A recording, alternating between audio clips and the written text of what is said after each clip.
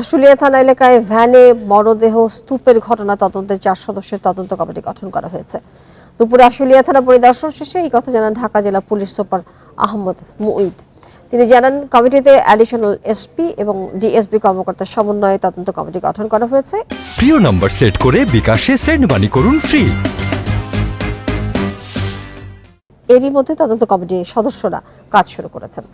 প্রকাশ হওয়া ভিডিও পর্যবেক্ষণ করা হচ্ছে জানিয়ে বলেন, এই ঘটনায় জড়িতদের চিহ্নিত করা গেলেও পরবর্তী পদক্ষেপের জন্য এখনই তাদের নাম প্রকাশ করা হচ্ছে না। তবে শিগগিরই তাদের নাম প্রকাশ এবং মানবাধিকার লঙ্ঘনে জড়িতদের বিরুদ্ধে মামলা করার কথা জানান পুলিশ সুপার আহমদ মুঈদ।